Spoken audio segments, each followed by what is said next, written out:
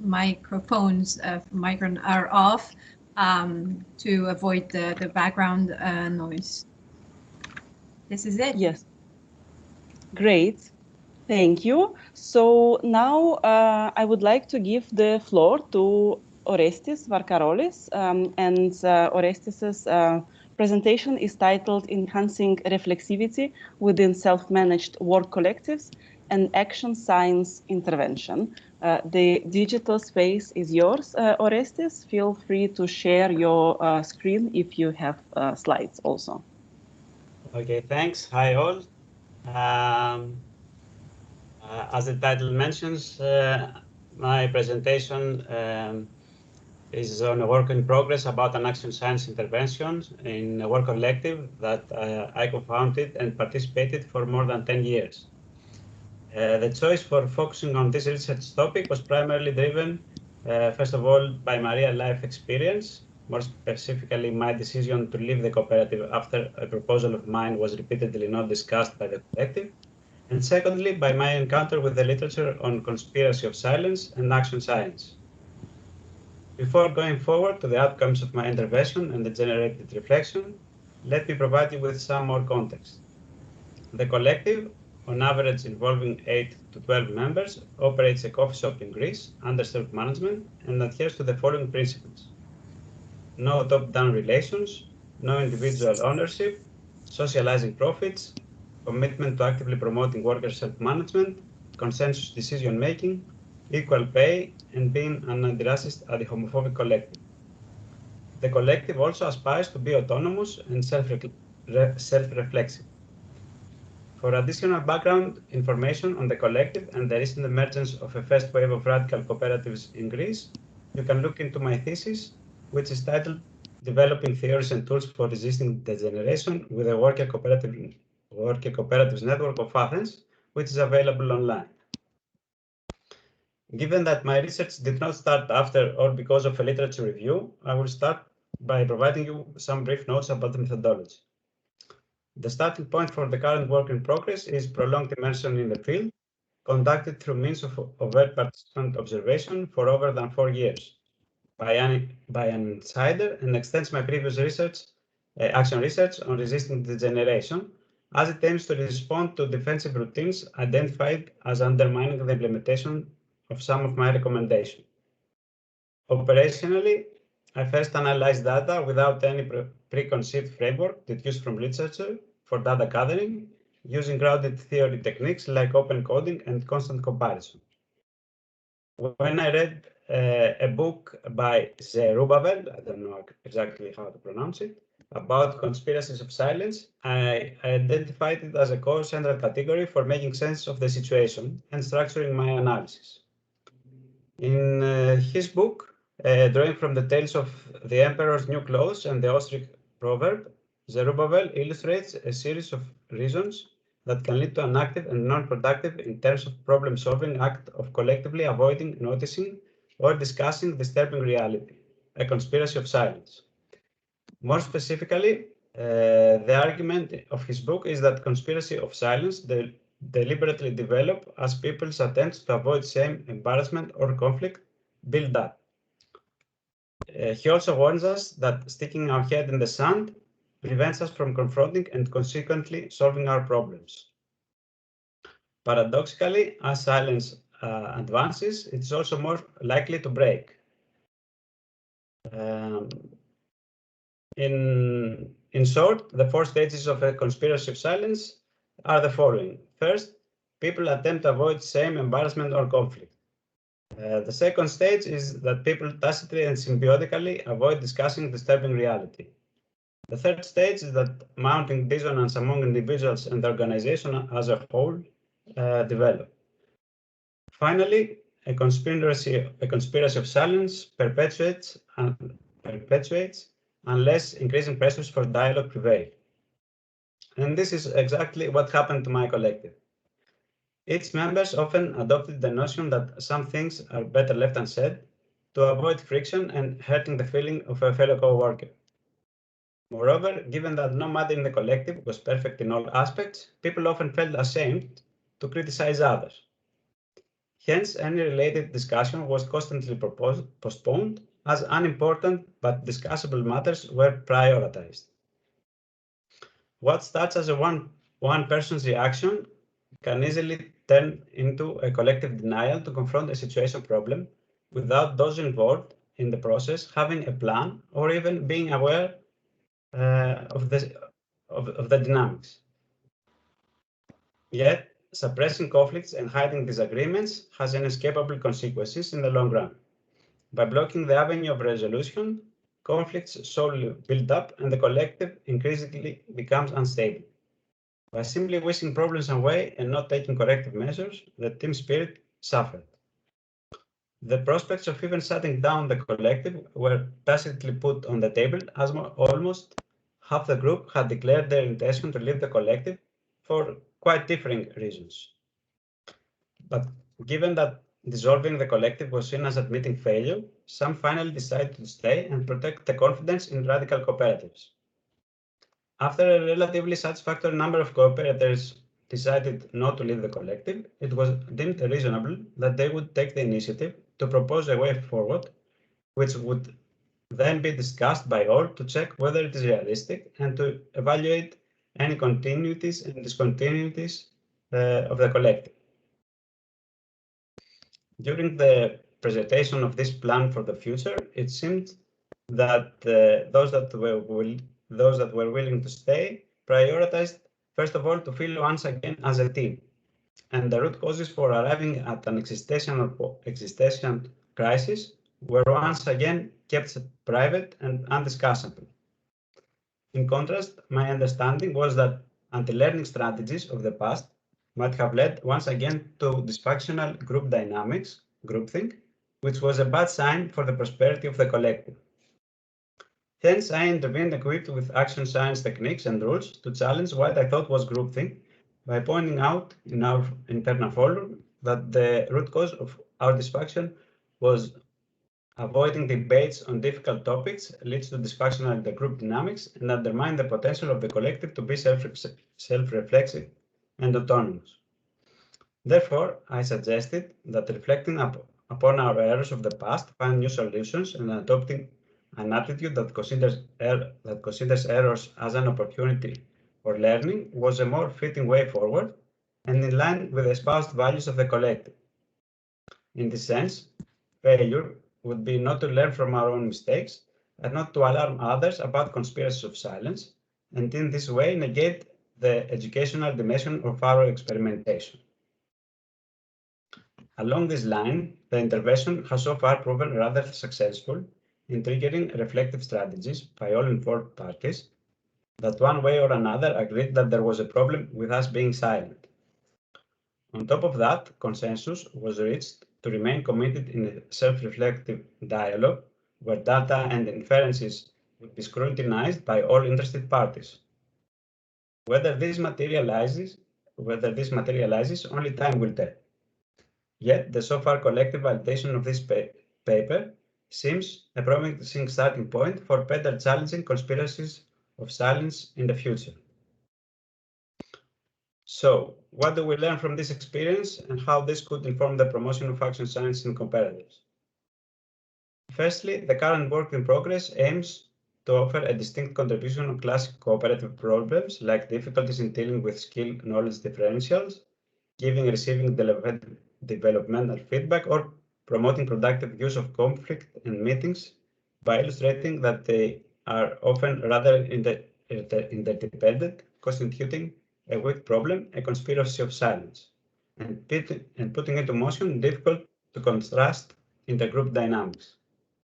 Secondly, and this is my closing remark, while the four stages of a conspiracy of silence, as described by Zerubbabel, have proven to be a useful frame for analyzing the experience at the work collective under investigation, action science techniques and rules might well be even more useful in action to confine at an early stage the development of conspiracies of silence.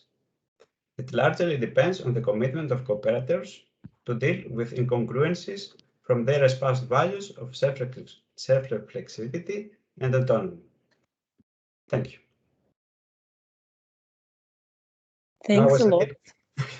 Thanks a lot, Orestes, and perfect timing. So we have about 10 minutes for discussion now. Thank you for theorizing and reflecting on the difficult experiences that the organizations we are part of or often kind of support or sympathize with also have, and kind of making this explicit.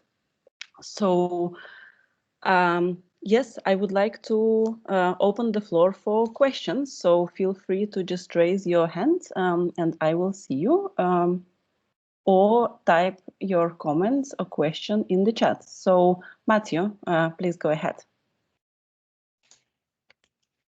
And unmute yourself.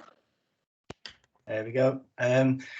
Just lost my unmute virginity. So yeah, thank you for that. It was really interesting. My connection was dropping out, so I don't know if you did mention this, but my experience is that what you're talking about is a very common problem, and I'd say there's almost a conspiracy of silence within the movement to not talk about this more broadly. It's not just in each co-op you get it, but then you get it more broadly within the discourse. I just wondered what kind of other perspectives you have got, whether you've spoken to other co-ops, other people, whether you kind of looked at this kind of situation in other organizations, or whether you're just kind of focused on this ethnographic observation. So have you connected it, and if so, what's kind of come from that? Am I going to respond to each question, or do we want to group? Yes, yes. No, please go ahead, so we can take one by one for now. Okay, this paper I have written so far is based on this cooperative, but I have also conducted research on a network of worker cooperatives in Greece, and pretty much the problem is there. The only difference is in that due to my status as an insider and being very involved in this particular project, I was able to go a step further than just recording a problem and intervening in this process, which is quite still at a relatively early stage, but it's quite interesting and quite working. It is delivering at least for the moment. So I understand that there was a problem also with the members that of the collective, that this methodology seemed a little bit weird and not that fitting with the values of the cooperative.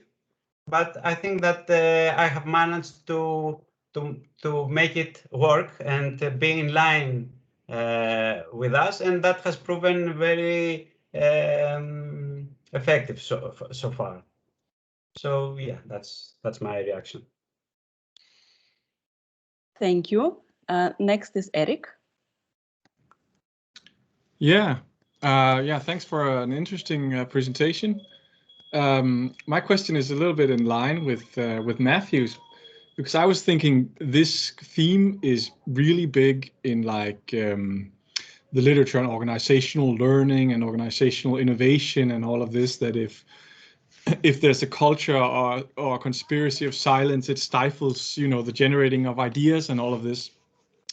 So I was thinking whether the organizational context makes a difference here, whether what's going on in this co-op is potentially the same as some, you know, Silicon Valley tech company or whatever. Have you given any thought to that?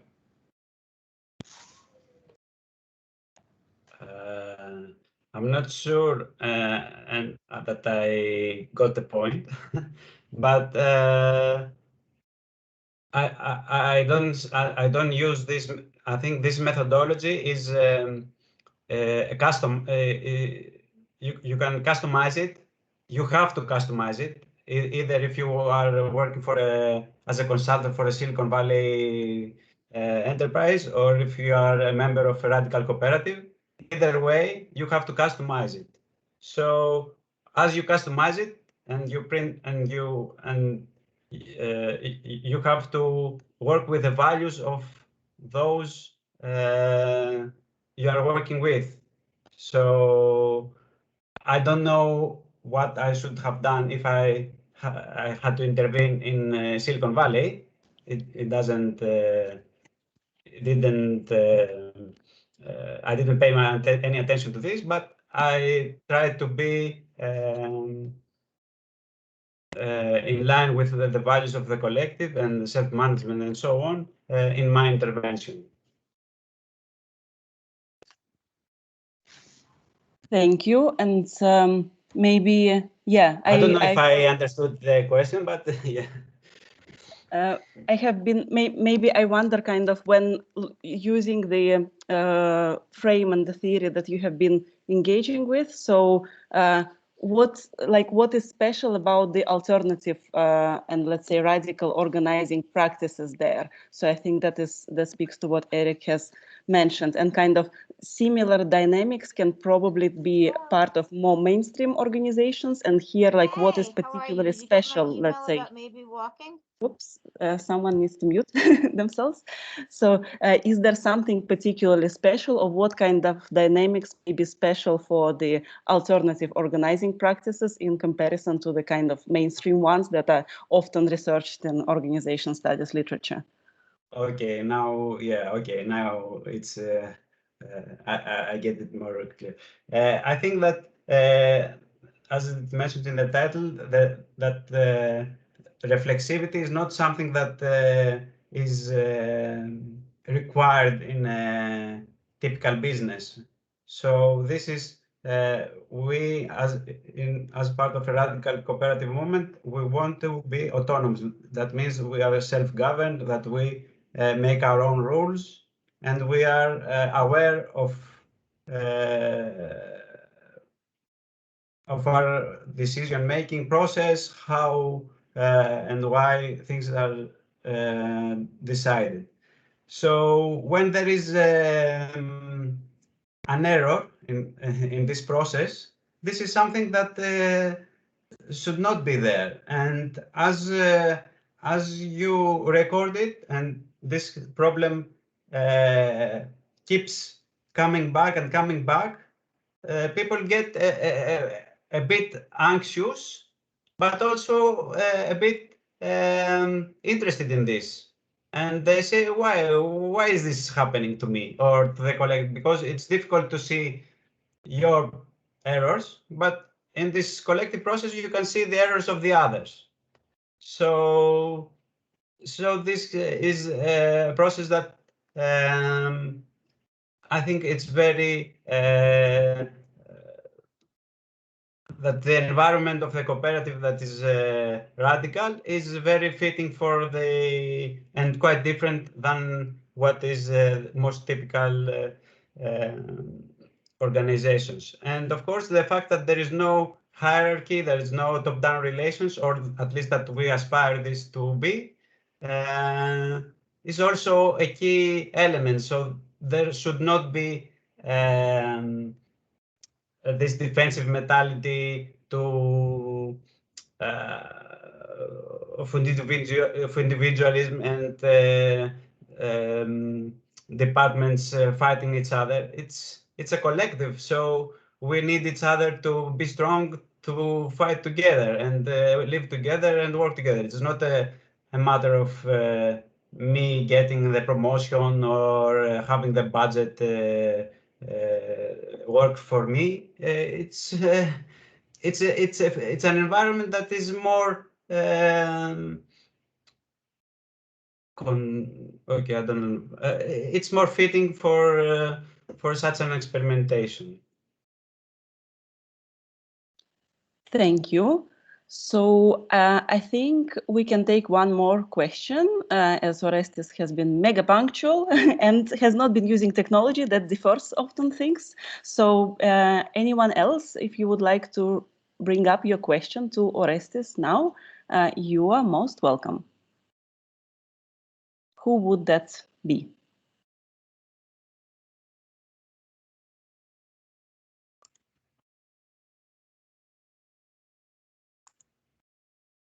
I don't see anything immediately in the chat, and I don't see the hands either. Okay, so I think that if there is nothing immediately now, so we can move on and then also have time for more general discussion at the end, which is nice. So now, thanks again, Orestes. And now I would like to give the digital floor to Matthew Wilson with his presentation titled Aims, Principles and Realities, the Politics of the Cooperative Movements. Thank you. Thanks for that. Start with a brief apology that I haven't managed to submit a draft paper yet. Been kind of juggling academic work and my work in a worker cooperative, and under the circumstances that we're all facing at the moment, I've just found that a bit too much to juggle. So I am hoping to have a draft finished quite soon, and hopefully there'll be a capacity to share that with people in the future. I've also chosen not to have a kind of presentation because it feels like it's already clunky enough doing these things online. So I'm going to just ramble for a bit, and you'll just have to watch me or close your eyes or look at something else in your room. Hopefully it will be clear enough to kind of follow. But just a kind of brief outline of the paper. A lot of people will be familiar that over the last 20 or 30 years, there's been an emergence of a kind of broad discourse and broad movement of what we might call prefiguration or dual power or post-capitalism or alternative organizing, with this kind of general world of trying to kind of create change in the here and now and stepping away from the kind of capitalism, but also stepping away from more conventional kind of state and party politics. And I've been an active kind of participant as an activist in that movement for more than 20 years. I'm very inspired by it, but I also see some very big problems with it. In the talk today, I want to talk about the cooperative movement in particular and the cooperative movement in the UK, I suppose. But what I have to say, I think, certainly kind of extends to the cooperative movement more broadly. And I think a lot of what I have to say is in lots of ways pertinent to that kind of broad terrain of post-capitalism and prefiguration. So very kind of a simple overview is I'm going to briefly outline my engagement with the cooperative movement, and then I'm going to suggest that whilst it's quite well known that the cooperative movement is, and cooperatives are quite problematic, as we've just heard, in various ways, I think the kind of depth of the problems with the model and the cooperative movement as it's currently articulated just haven't really been grappled with. As in a talk earlier, someone mentioned the elephant in the room, and I kind of refer to that quite a lot when I'm writing about this. I think people know that there's problems with co-ops, but I don't think we've really kind of come to terms with just how problematic they are. So it's kind of step one is kind of discussing facing that.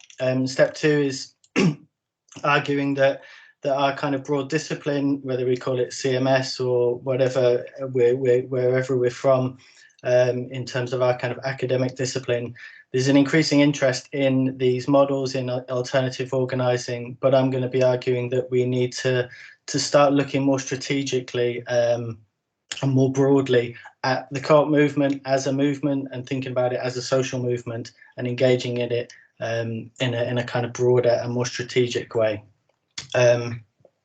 Okay, so I don't really make too much of my kind of methodology. I suppose some people might call it militant ethnography. I don't really like that term myself, so I don't really use it. Participant observation, kind of call it what you will, but I my kind of first step of my methodology is just my life as an active member of the co-op movement, and I'll explain a little bit more about that in a second. And then the second step really is kind of theorizing that, and I make no kind of pretense to theorize my observations neutrally. It's not a kind of presentation of sociological observation, it's a political intervention. So I'm interested in theorists like Stuart Hall and the Clown Moof and Gramsci, and lots of other people, but I suppose the point is using those observations to make theoretical interventions, rather than just kind of detailing what I've seen in the movement. So yeah, I'm drawing on about 15 years of engagement with co-ops and the cooperative movement. That's involved worker co-op that I established and I'm still involved in, living in several housing co-ops, some grassroots and more radical articulations, federation called Radical Roots, which some people might be familiar with, which is a network of radical housing and worker co-ops based in the UK. Some kind of small projects like Mutual Aid in Sussex, Maze, which I set up, I helped set up a few years ago. And then this kind of attendance with or kind of connection to the broader movement, the more mainstream co-op movement. And that's through attending lots of events like Ways Forward Conference, the Worker Co-op Weekend, Cooperative College events, being members of things like Co-ops UK and so on, being involved in quite a number of online forums, lots of Lumio groups like Solid Fund and Platform 6, lots of email lists, obviously engaging with kind of co-op literature and newsletters and so on. So the kind of standard stuff that you'd expect, but not from a perspective of I'm an academic and I want to research these things, but from the perspective of that's kind of really my primary life, and my kind of academic work is really an appendage to that. So the first kind of point really is to kind of following on from where I am in terms of my involvement in the co-op movement, is to reflect on the fact that the co-op movement itself is quite, ontologically, it's quite a strange thing. It sits somewhere between a social movement or a political party or a kind of industry federation, but it's quite a unique thing. It's also talked about a lot as a global movement. When people talk about it, they often reference the fact that it's got 1 billion members and 300 million co-ops involved. So a bit like the terms that we started off with, like post-capitalism and prefiguration, defining what it is, what the co-op movement is and how we engage with it is part of that kind of chicken and egg theorizing that I'm going to argue we need to talk simply of the cooperative movement, which happens all the time. I think is itself kind of problematic and needs kind of exploring. But that said, kind of as it stands in terms of the co-op movement that I'm involved in, a few kind of points that kind of come out from my engagement with it. The first one is that for a movement premised on democracy and cooperation, it's actually remarkably difficult to engage in the co-op movement, certainly compared to lots of other social movements. Lots of the events are really quite expensive to attend, which means that if you're just a normal activist, it's very unlikely that you're going to go. You're more likely to go if you're a member of a co-op, and it's only likely that your co-op is going to pay for you to go if it's a more profitable, more financial co-op. So lots of the radical co-ops and co-op members are excluded just simply on a kind of financial basis. But I think that's just kind of indicative of a sort of quite subtle but also quite powerful kind of cultural sidestepping of certain voices and certain kind of cultural positions. There is, as we've just heard in one co-op, but I think more broadly, there's a kind of pervasive culture of defensiveness against radical critique, it's not embraced or encouraged. There's been multiple times when I've been at events and there's been a kind of palpable tension if politics are raised, and even, I mean, it's not just radical critiques, even the idea of kind of political conversation is not part of a great deal of the co-op movement, and lots of it is kind of quite sanitized and quite depoliticized.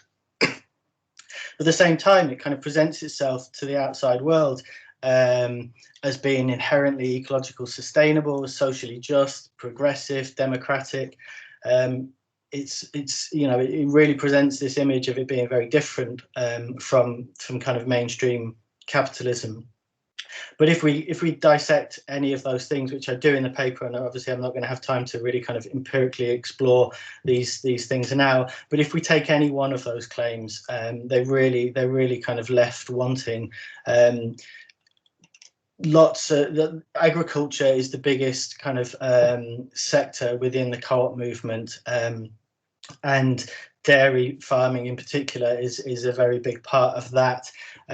Obviously, I'm sure everyone knows there's huge kind of environmental issues with agriculture as it stands, and with dairy farming and meat farming, deforestation. The cooperative movement is part and parcel of that thing. It might not be amongst the worst offenders, although some of the dairy farms, the cooperative dairies, are considered some of the worst offenders, but some of it might be on the kind of nicer scale of global capitalism. But to the claims that it's ecologically sustainable inherently, which you see all the time, and you see it even within kind of critical academic work, just don't hold up. We know about degeneration within individual co-ops. That's talked about a lot, but I would argue that the kind of lots and lots of co-ops, and certainly the co-op movement, starts from a position of degeneration. It's not that they kind of progressively degenerate. The understanding of democracy, the understanding of membership and engagement is really quite shallow, and not what many of us would come to kind of expect from our kind of engagements with more direct democracy. Worker co-ops, which are often kind of held up within things like CMS as being kind of indicative of co-ops, and certainly the more kind of radical side, they only account for 1% of the co-op movement.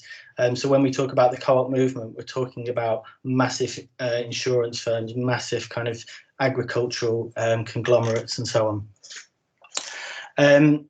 And there's also a very powerful voice within the movement, which is really kind of quite reminiscent of Blair and Clintonist kind of third way. There's a really strong kind of articulation of ideas that, you know, we're not here to disrupt, we're not here to kind of compete with capitalism, we're here to kind of make things a little bit nicer. You have 3 minutes. Cool, thank you. But within that, there are small clusters of radical individuals, radical ideas, little projects, networks, things like Radical Roots and so on. There's been a growing interest in mutual aid because of the pandemic. There's ideas of kind of new municipalism that are rising up. There are ideas coming from social and solidarity economy, some of which are quite radical, some of which aren't. So in the way that the co-op movement is often talked about as a kind of an island in a sea of capitalism, I'd argue you've got these kind of smaller islands of radical individuals and ideas and so on within the wider co-op movement, but they've never really been able to kind of change and advance. And I'm running out of time, so but what I would say is, if we look at other areas of political change, if we look at social movements, if we look at party politics, for example, we know that there's been huge intellectual engagement with those things, and it's resulted in things like the new social movements and the new left, and the new anarchism and third wave feminism and so on. And there's been points where things have ruptured and progressively changed, and that's been partly thanks to intellectual engagement and discussion. And what I see within the kind of interest within co-ops is is lacking in that respect. There's lots of really, really great work that looks at individual co-ops, that looks at particular projects, but there's very little in that kind of theoretical engagement that we have had with social movements and that we have with political parties, thinking about strategy and thinking about how we can make those radical voices, how we can help give them, make them heard, how we can help them fight within the movement and change the movement's direction. Because as things stand, the cooperative movement is not going to be playing a role in the kind of radical change that we need. And it's only if it undergoes a change in the way that other social movements have over the last 30, 40 years, that it's going to play the role that I think it can do. So to kind of conclude, I think I'd like to see within things like CMS much more kind of strategic intervention engagement in that whole kind of project that we problematically call the co-op movement. And I'll leave it there. Thank you. Thanks a lot, Matthew, for another internal and critical self-reflection on based on your engagement in the co-op movement and kind of thinking about that using the kind of different theoretical frames that you have mentioned.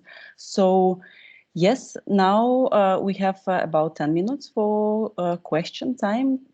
Please raise your hand if you would like to ask a question, or write down your question or comment in the chat.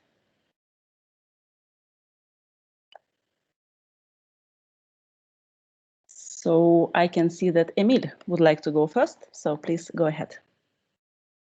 Yeah, hi Matthew. Thanks a lot for a very nice presentation. I very much enjoyed listening to your insights, and I think it's wonderful that you would take the time to join us here, although academia is only sort of a side project for you. So I was just wondering, a very open question, I guess, but you mentioned in the beginning that, first of all, you would like us to view co-ops or the cooperative movement as a social movement of sorts, and that you personally were inspired by Stuart Hall and Gramsci and the post-Gramscian literature. And then in the end of your presentation, you said that you think we need to sort of theorize more extensively co-ops in this particular manner, I guess. So I was just wondering if you could sort of make some sort of point us in a direction. What would be sort of your take based on this kind of sort of post-Gramscian thinking on how to theorize co-ops? Sure. So I mean, one quite obvious point is to look at what's often referred to as the kind of prefigurative movements, the kind of social movements. Classic example is, you know, Occupy, but that kind of terrain that was emerging. And two things would follow from that. Is one is to kind of think about the fact that terrain is arguably changing, and it's changed quite significantly in the last 10 years. There's been, you know, we haven't seen since Occupy that sort of political kind of project, and there's been a kind of, I would argue, a kind of shift back to both more conventional, still really inspiring and great stuff often, but more conventional kind of social movement, activism, things like Black Lives Matters, Me Too, Extinction Rebellion, that haven't had that same kind of discourse. And then there's also been a return, obviously, to the kind of party and a re-radicalizing of the party. So one thing would be to kind of reflect on the kind of changing political terrain, and if we're going to think about new forms of cooperativism, we need to kind of think about why that's happening and why people are shifting away from that. And then part of that would be to kind of think about why things like Occupy have faded away, and why they weren't able to articulate a more grounded project. And so to use a kind of the language of Stuart Hall, why things like the co-op movement and Occupy weren't able to condense.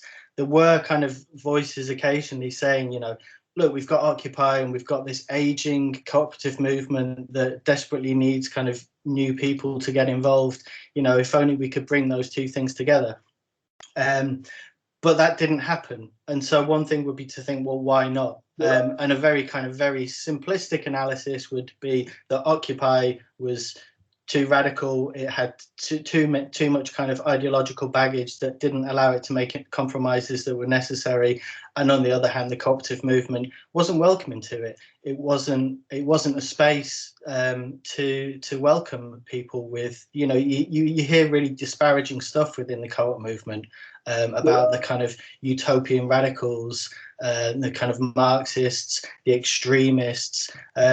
So yeah, I mean, there's lots of other things, but that would be one way to kind of start thinking about that, is how can you get those forces to condense? How can you bring those kind of elements together? And on a more practical level, I would also say giving more voice to the radicals within the cooperative movement, trying to find things like Platform 6, like Solid Fund, people, individuals and projects within those movements, and trying to kind of amplify their voice and connect them. And that's a more kind of practical position, but yeah. Thank you. So now we have a question from Thomas in the chat, and I would like to read it out. So Matt, you mentioned strategy in your call for CMS to engage with the co-op movement. There's been a theme of rejecting strategic thinking in some anarchist and related theory and practice, maybe starting with Richard Day. Are you proposing an anarchist approach to strategic thinking? And if so, how would it be consistent with some of the anarchist qualms about things like blueprints and plans? Thank you. Yeah, I mean, I have a big problem with the kind of absolute rejection of strategy. I think we're very good at throwing the baby out with the bathwater as a species, and you know, I think the kind of rejection of really kind of strong high theory and grand narratives and utopian blueprints, the kind of quite valid rejection of a lot of that stuff has led to a really problematic rejection of engaging in any sort of way. I mean, it's hard to kind of answer that question in a brief, succinct fashion, but I would, I suppose one way to kind of answer it briefly is to say that I think we need to kind of drop some of those concerns. We need to think that having ideas about social change and having ideas about how things might work doesn't have to constitute a blueprint that we have to stick to, but we should be engaging with, we shouldn't be so scared of saying, you know, what about this? Why don't we try that? And presenting some of those ideas. Some people aren't going to be happy with that if you have a really kind of strong ideological objection to that, but I would, so yeah, I'm not going to convince people who are unconvincible, but I think we need to articulate those things more, and be less timid. That's not really not really much of an answer, but it's quite a challenging one to kind of succinctly reply to. But I suppose in summary, we need to have theory, we need to have strategy, we need to have things that look a bit like blueprints. And if we don't, we flounder, and we flounder like Occupy floundered, I think. Thank you for this reflection. So I can take one more question before we move to the next presentation. So, and I can see that Eva has one. Eva, please go ahead. Thank you, everyone. I'm already at your responsibility, so I've been here, but thank you for the presentation and questions and discussion. And I was just wondering, you mentioned a couple of times ideology and ideological. So what do you mean by this? Thanks. Sorry, could you repeat? I only heard the end of that. So you mentioned ideology and something being ideological. So what do you mean by this? And my question, sort of, the background is that I think anything can be stated as ideological or non-ideological. But I was wondering how does this relate to your, which I think is a very important research project. Thanks. Thank you. I'm not sure. I can't remember when I mentioned ideology, so I'm not entirely sure what I was referring to. I mean, maybe I meant it as. Could you tell me what was I saying at the time? What was the context? Yes. Sorry, and I'm trying to be brief. So yes, so I'm not trying to be cryptical on purpose. So you mentioned something that people didn't join the Occupy movement because it was perceived too ideological, or people were perceived too ideological, and then there was another instance earlier, which I cannot now remember anymore. Okay. Well, I suppose I would, yeah. I mean, I think everyone's ideological. I think, you know, I don't mean something disparaging by being ideological. I think there are different ideologies, and one of the ways, I don't know if this is answering your question, but one of the things that dominates, one of the ideologies that dominates the co-op movement is that it's non-ideological. It's that very kind of Blairite third way, you know, end of history sort of mentality, that we've passed ideology now. We're neither left nor right. We're just kind of common sense, technocratic. So that really kind of third way position is very, very powerful discourse within the co-op movement. And so when people often you kind of experience voices who look to things like Occupy, and they'll say they're ideological, meaning they're kind of utopian, meaning that they've got, they're kind of shackled by a left ideology that people in the co-op movement think that they've kind of not got. And I would say they're both, both positions are ideological, of course. So I don't know if that really answers your question. Thank you. Thank you. So once again, thank you, Matthew. And now I would like to give the floor to our third presentation today by Eric Meigen Duplessis and Emile Husted. And it is titled From Prefiguration to Preparation, Survivalism and the Apolitical Envisioning of Post-Capitalist Futures. So it takes us in a kind of different direction, but also connected to the discussion we are having. So please go ahead. Thanks a lot. Thanks a lot, yeah. Yeah, Eric, thanks for joining me across the street in our own separate offices here. Yes. Yeah, so like the armchair academics we've obviously produced a PowerPoint show, of course, unlike all those people who've been in the real world. So I think we'll just, should I share it, Eric? Yeah, you go ahead, yeah. Let's see.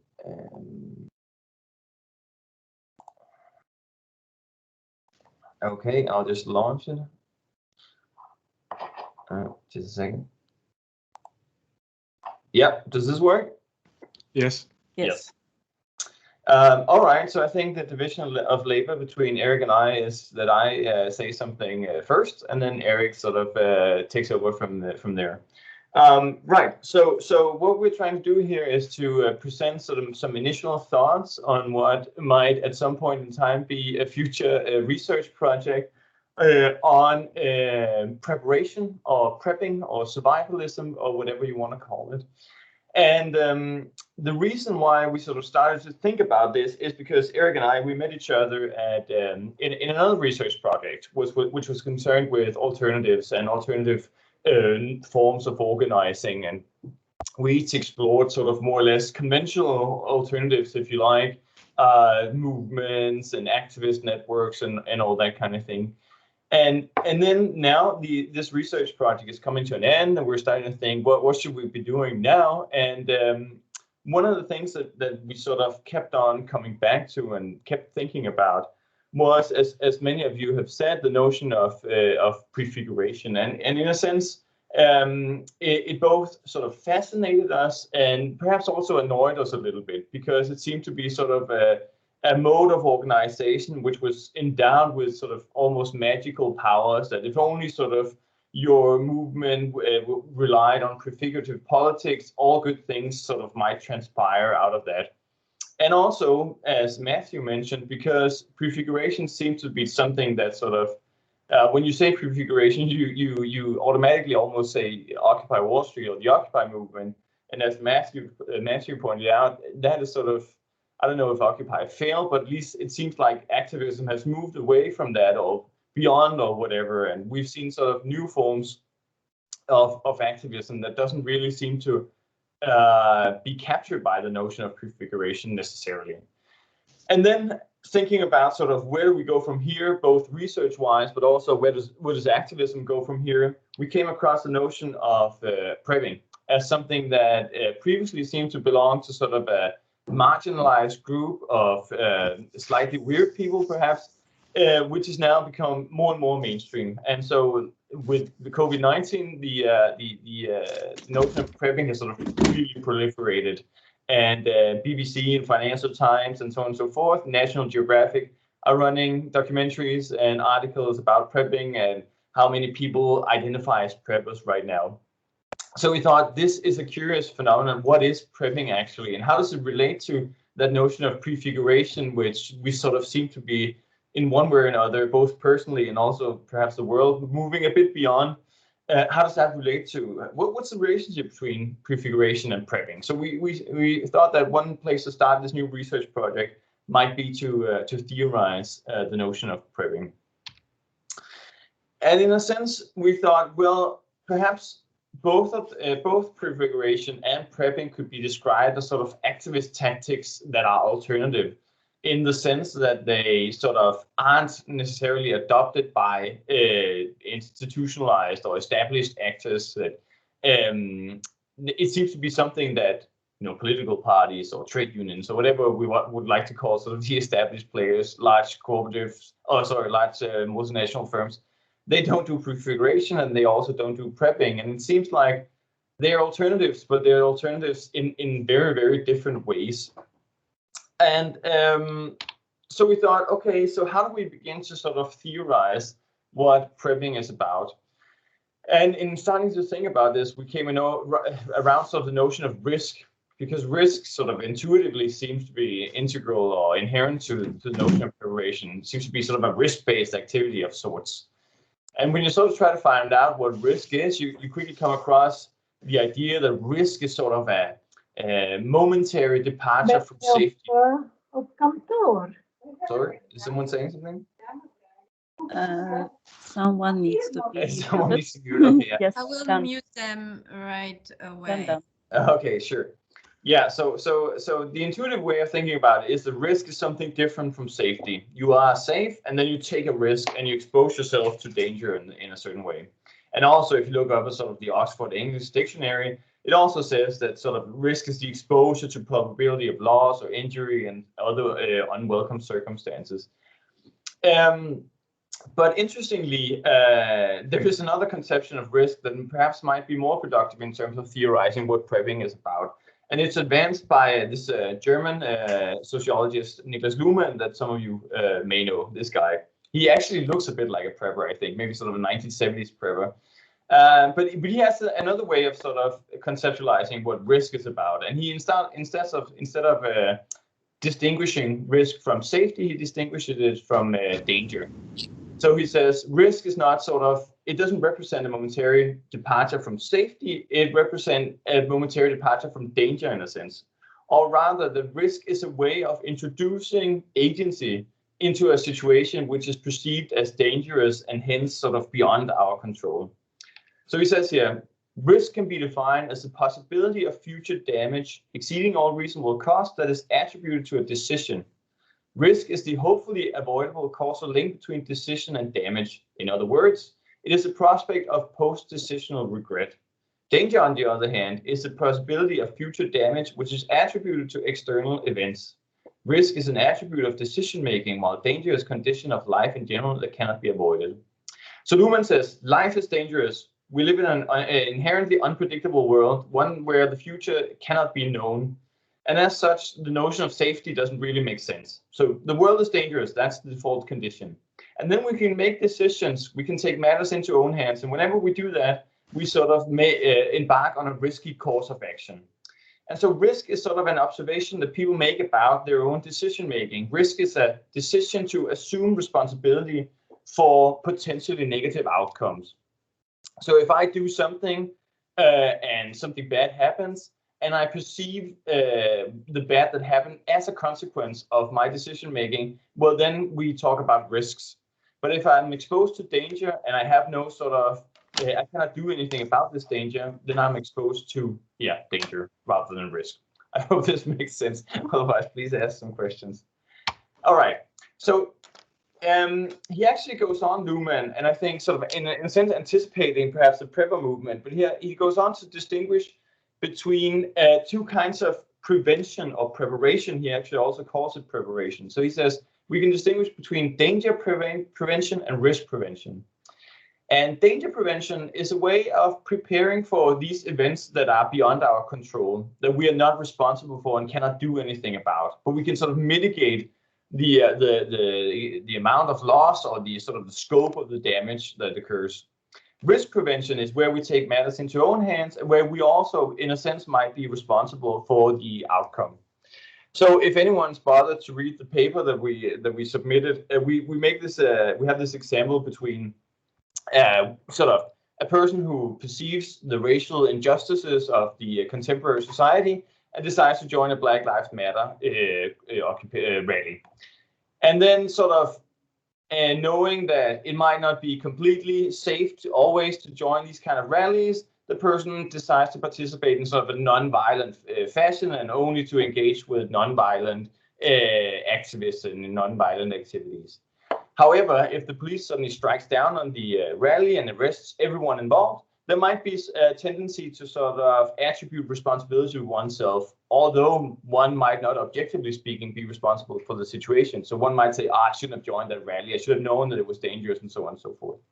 So in a sense, that's what prefiguration is about. It's about making an active decision about, for instance, joining a social movement and then taking responsibility for some of the outcomes that might sort of happen as a consequence of doing so. Danger preparation, that's actually what prepping is about. That is about preparing for damage that seems as sort of beyond our control, something we cannot do anything about. And if the worst comes to happen and our house is flooded or we're hit by a hurricane and so on and so forth, then it's not as if we are responsible. So the distinction between danger and risk prevention is whether we ourselves see ourselves as responsible. And in a sense, that could be sort of translated into the notion of survivalism and the question of whether survivalism is a political activity. And our claim in the paper is that survivalism, unlike prefiguration or prepping, unlike prefiguration, is an apolitical activity in the sense that it's not sort of oriented towards the future. It doesn't take responsibility for the future. It doesn't advocate a certain political direction. It more or less sort of accepts the catastrophic course that the world is sort of on, or the catastrophic trajectory. And as Luhmann says here, it is apparently easier to distance oneself from dangers than from risks. So it's easier to sort of, if an external threat is viewed as beyond our control, it's easier to see how that doesn't involve politics. But if it's perceived as somehow within our control, it calls for political decision making. And we use this distinction to sort of say something about the political nature of prepping as an activity. Erik, do you take over here? Yeah. My mouse is frozen for some reason, so I'm not going to request control. I'm going to ask you to change slides. And you have 3 minutes, just to let you know also. Okay. Yeah. So we kind of build on that, and we borrow this term foreshadowing from narrative theory to kind of get a hold of how preppers relate to the future, where it seems like the future is kind of already almost given in a sense, and we are living in its shadow in a way. So we are interpreting current events as kind of shadows of that big catastrophe that's out there. So we kind of play around with that term from narrative theory to see how they relate to the future in this way. You can shift slide now, Emil. Which in a sense then gives them a very an idea of a very closed time where the future can't take that many directions. It's sort of given, and it's sort of directing itself also back into the present, where as opposed to prefiguration, we could say there's a more open time, there's more possible futures that could happen.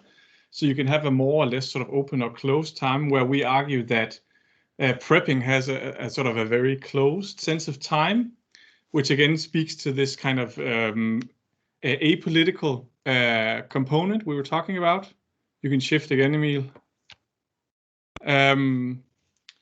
Yeah, so we're kind of, so we have this comparison, right, where we have prefiguration, which is risk prevention with a responsibility to the future. And there's also, you can regret your decisions afterwards. There's a more open time, so it's political. Whereas prepping or preparation is more danger prevention, and there you don't have the same responsibility for the future because it's something outside of our control. And so we can't really have any regrets in terms of our decisions in the same way. And there's a more closed perception of time and sort of it's a more apolitical activity. You can change again. And of course, it might be apolitical, but it's certainly not non-political, we think. I mean, for one, the kind of dystopian future that these preppers are imagining is a post-capitalist future. So they prepare for, you know, when the economic systems break down and we have to do bartering and all of this. So in a sense, they share the post-capitalist vision with people like Occupy. So to say, so we wouldn't call it non-political. So that's why they're interesting to us in that sense, that they are similar to activists. They are imagining post-capitalist futures. Right, then we get to the analysis a little bit, Emil. When we switch, we looked at this kind of foreshadowing and how they relate to the future in these sort of prepping self-help books that was on the previous slide that we're kind of analyzing for this paper. And it's a very sort of rough analysis still, as those of you who have read it can surely attest to. But they write about, for example, the looming specter of global warming or pandemics or terrorism or food insecurity that haunts us every day. So there's this thing kind of haunting us. And sometimes they'll even be more scientific about it.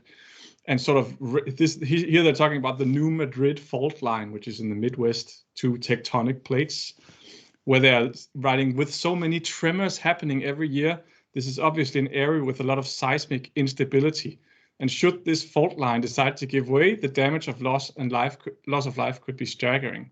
Some experts believe a major quake along the New Madrid fault is inevitable, perhaps within the next few decades. So they're even sort of using scientific arguments to sort of bolster this sort of foreshadowing view of the future. So we see that quite a bit. And then also curiously, kind of this is just the last thing, we're not quite sure how to deal with this yet, but kind of all the prepping self-help books that I've looked at have passages that are similar to this one, where they talk about sort of longing for the collapse, that when you start to engage in prepping, you somehow start to also long for everything to break down. So there's a passage here where they say it's not at all uncommon for someone who's been prepping for years and years to start to actually long for a disaster to hit. Not in a tragic sense, not wanting to see mass death and destruction, but rather you desire a sort of real life test. This is normal, you're not weird. And on top of that is the very human desire to be able to truthfully say, I told you so. A major disaster and successfully overcoming it would be validation for all our efforts in planning. So I just thought that was kind of interesting, that also similar to, you know, prefigurative movement, there is a longing for this post-capitalist future. And in a sense, there's also a longing here, but perhaps more sort of related to the death drive or whatever we want to call it. So these are just kind of some very rough sketches of some things we'll talk about in the analysis. I think I'll stop there, unless Emil, you have anything to add? No, I think that was great. Yeah, so the idea is basically just to say, well, unlike prefiguration, prepping is an apolitical activity because it's not concerned with political issues. It doesn't want to change the future in any sort of way or take responsibility for us. But that doesn't mean that it's non-political. It certainly has performative effects, and it does so by envisioning these post-capitalist futures. And those are the ones we try to sort of draw out for this self-help literature.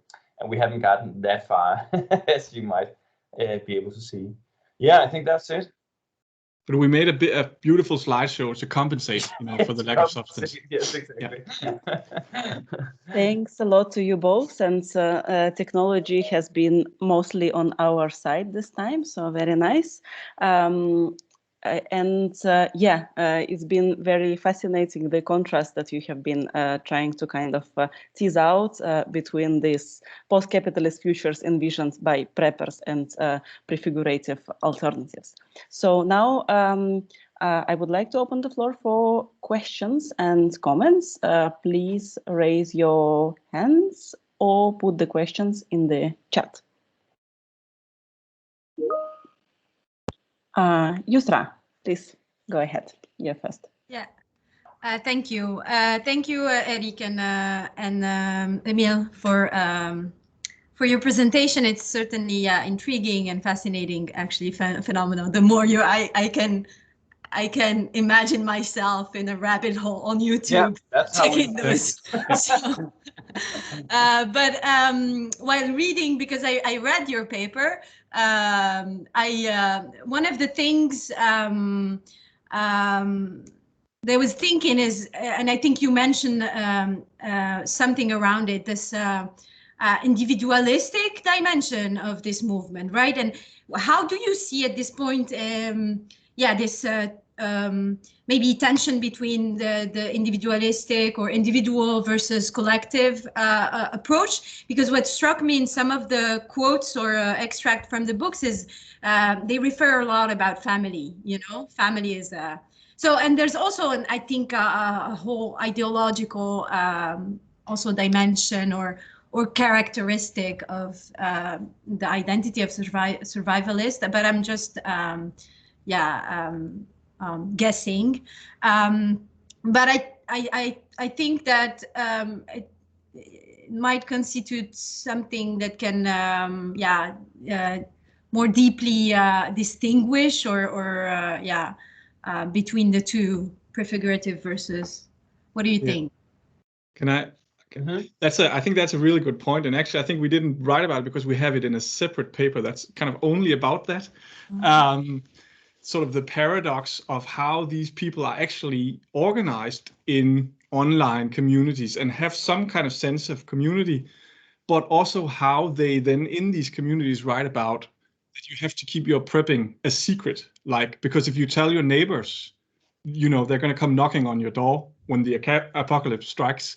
So you want to keep quiet about it, right? Otherwise, you're going to have all these people. So there's an interesting tension there, because there is clearly a sense of community, but there's this weird sense of community of lone wolves, right? That is afforded by, in particular, these internet forums, which we're writing about in a different paper.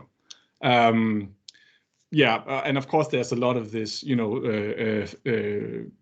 kind of semi-patriarchal, family stuff in a lot of these self-help books. That's kind of course, an obvious parallel to sort of more collective movements, right, Emil?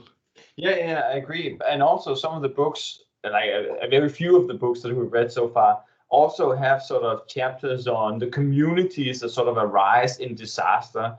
So, when everything has been swept and we have this wholly new economy where it's a clean sheet and we can sort of rebuild society anew, there's also some sort of collectivist ideas there, but they are sort of, post-apocalyptic in a sense.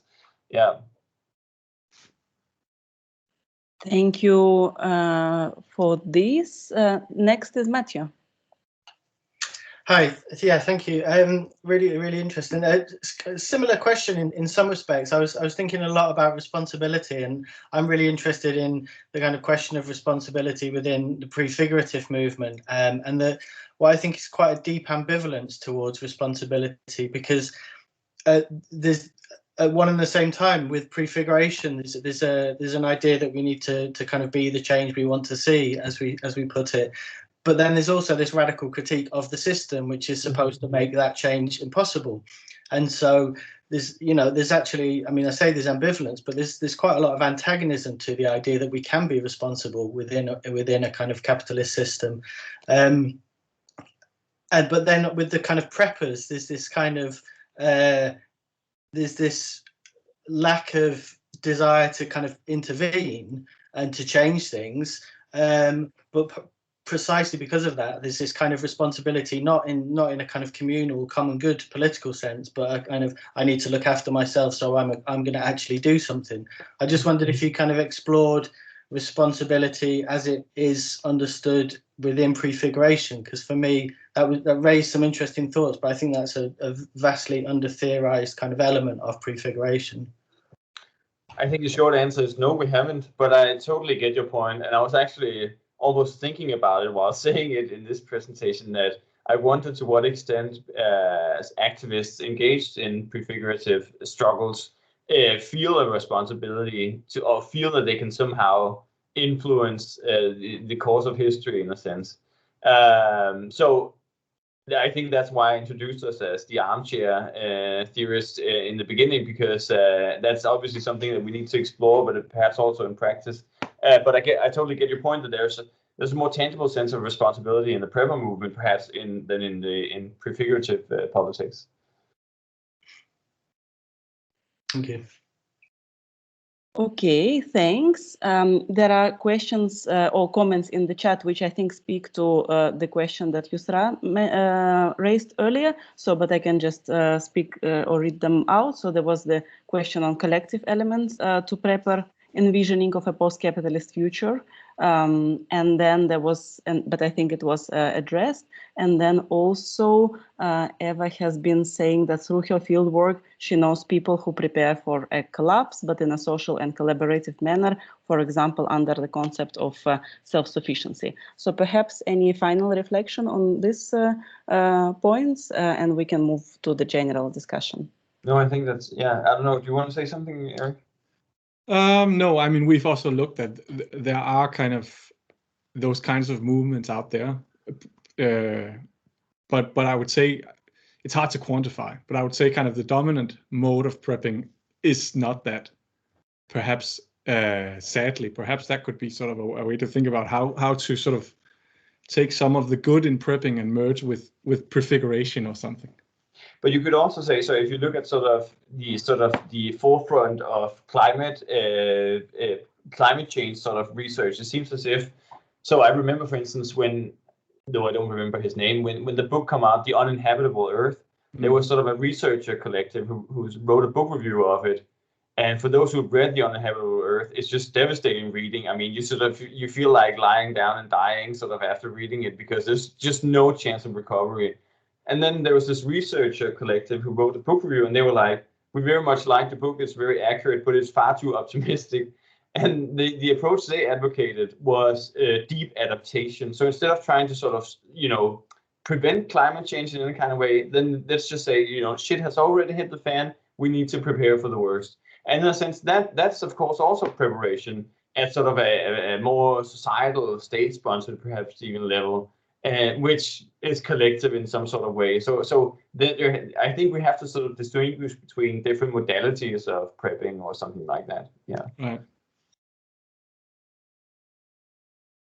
Great, thank you. So now I would like to open for the general discussion. And I'm happy that we have about 12 minutes for that. So I would like all the speakers to kind of now to I would like the participants to perhaps raise the kinds of questions that would address all the presentations and perhaps make attempts to connect them. So feel free again to write this more general kinds of questions in the chat or to raise your hands. So, and I can see also Orestes on my screen now again. So maybe while people are thinking, I can bring up a point, because Ephemera, the very core of Ephemera, and which is our title, is the kind of politics in organization. And I think all of your presentations very much kind of reflected on the politics of organization in various ways, and including kind of the politicization or kind of being apolitical while at the same time political. So perhaps I would like to ask you to reflect on this kind of politicization in the organizing practices that you have touched upon. So for example, for Orestes, the organization that you have been part of seems to have been explicitly political, also in the internal organizing practices, what implications it has for its organizing and kind of the problematic issues that you raised. Matthew, you brought up the kind of that some cooperatives are actually not maybe so political, and there are massive firms which are also cooperatives. And when, for example, thinking of strategic organizing in cooperative ways, so what kinds of politics or politicization you envision to be part of it? Also for you, Eric and Emil, so yeah, being political and apolitical is something that has been at the core of your theorizing. So perhaps also I would like you to reflect on this in reflection to the prepping and the possible, I don't know, the problem, the kinds of not successes, but the things which are easier for preppers when they're being political in the ways or apolitical in the ways that you have described. But you can also take this kind of broad comment in various directions. So who would like to start? Maybe Orestes. Would you like to go first to reflect on the broad question? That I would be the last this time. We haven't heard you for a while, so kind of, but if someone else wants to start first, you're welcome. I don't know, well, I could say, I guess it depends on sort of your conception of politics, right? I mean, what would it mean to be political? And I think the way we try to theorize it is sort of from a perspective that might be sort of in line with Matthew's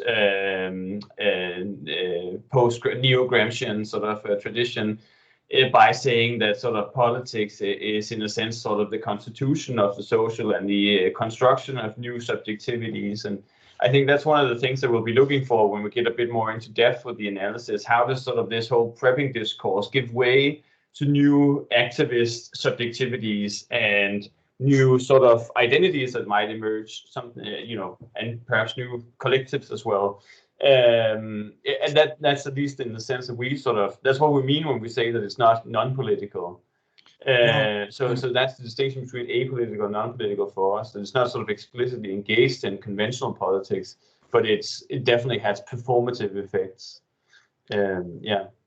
Yeah, and I'd add, even in terms of sort of the general sort of social imaginary that we're living in, like the idea that more and more people are imagining something outside of capitalism, we view as political. And maybe that's just me being naive, but maybe there's even like a shimmer of hope in that. Or at least that's an interesting discussion that we're also trying to raise, that at least, more and more people are sort of seeing the vulnerabilities of capitalism and starting to think about what else could be there, or what is beyond it, perhaps. Yes, you always bring up this quote from Jameson or Zizek or whoever it is, that it's easier to envision the end of the world than to envision the end of capitalism. And in a sense, preppers managed to do both. Yeah. So maybe there's at least some positives to take away from it within all this sort of devastating, tragic, Should I go next? Yes. I suppose. I mean, one thing I was thinking when you're asking the question was that kind of question of how we consider the political and what the political is. For me, everything is kind of political. It's kind of unavoidable. But for me, if I understand your question correctly, I suppose what I would like to see is a more explicit engagement with the politics of the cooperative movement as it is. I mean, the co-op movement, when it's normally kind of this history of the co-op movement, that it began in Rochdale in 1844, that in itself is really, really problematic. That a social movement began in a particular town in a particular year, and that kind of very much controls a discourse and a narrative of the co-op movement. So that itself needs to be challenged. But when it started in 1844 in Rochdale, as the story goes, it had 7 principles, and one of them was that it would be politically neutral, and that idea has kind of been there throughout the co-op movement, and it's been continuously kind of challenged by people from within and without, but a lot of people have kind of stuck to that idea of political neutrality. And for some people, that's understood with a kind of capital P, party political. We don't align to a particular political party, and that's arguably what was meant in the kind of early days in the mid-19th century by being politically neutral.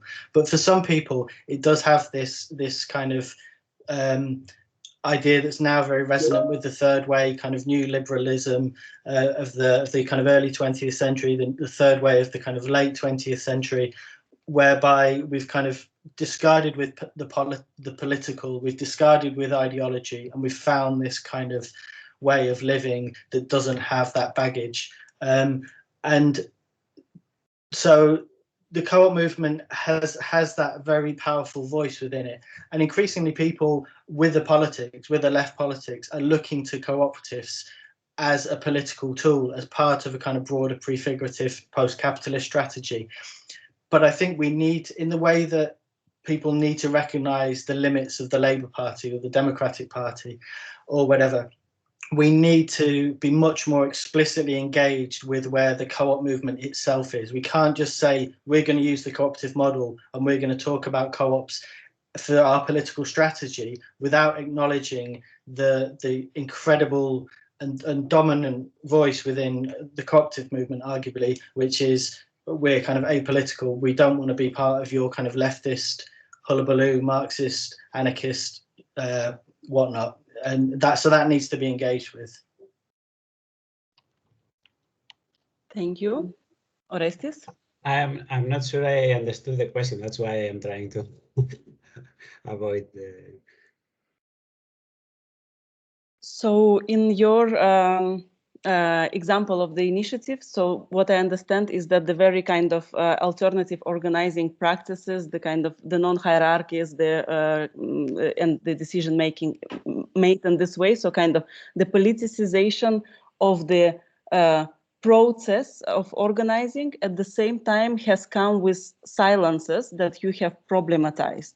So then kind of yeah, so how would you, I don't know, how would you talk about the politics within the alternative organization, which is explicitly political, but then still excluding some kinds of problems and some kinds of issues? Okay, I think that in our case, we don't have a traditional cooperative movement that is for centuries and has some history. We have a cooperative movement that generated very weirdly, and it's almost the same. So we had to start afresh and with political ideas, and so there was a gap in for us in terms of prior knowledge or so we tried to invent a lot of things. We had not that much experience or access to other experiences in other countries, also because of the language barrier. So initially we thought that it was just a battle between ourselves and the others, and we just have to keep our values clear and try our best. And what I realized is that we didn't have that much of a problem with the market. We didn't have that much problem with democracies failing in terms of some people gaining executive, I don't know, power. So no dictatorship was there, but we had a problem, and this was a little bit weird, and we have to. It is something fresh, and it's an ongoing conversation. I think that similar problems, at least from the literature, have existed for decades in other countries and in other cases.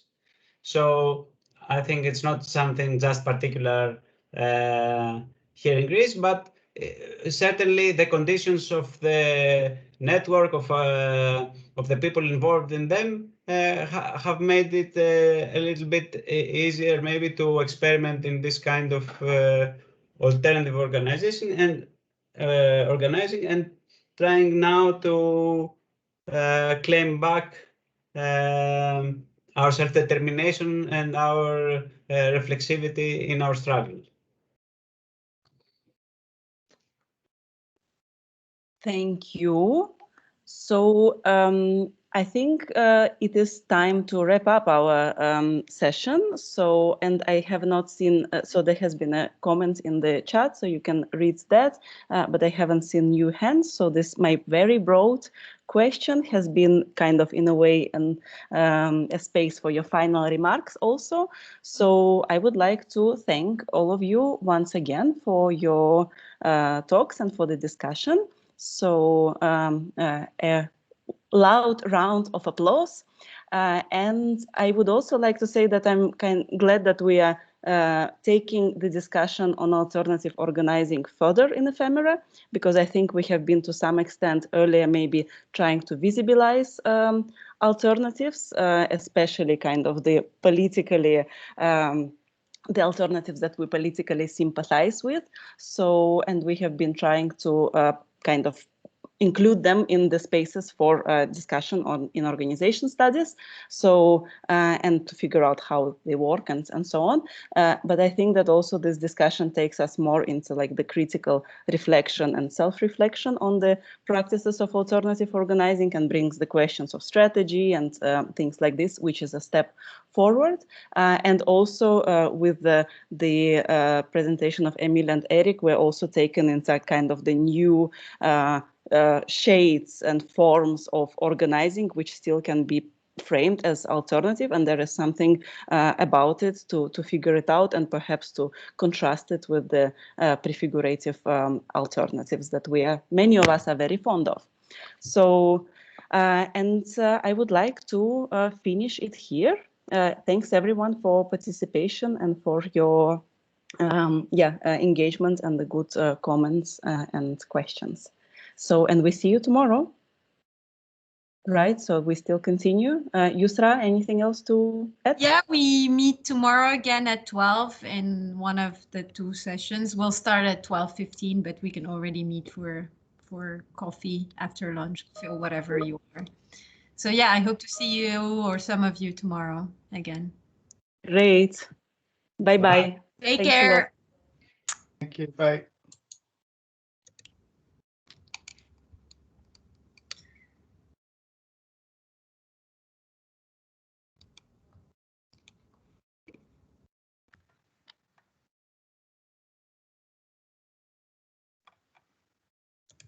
Yeah, so my mouse is frozen, so I'm gonna have to figure out how to get out and restart my computer.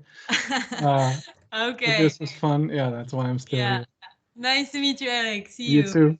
Bye.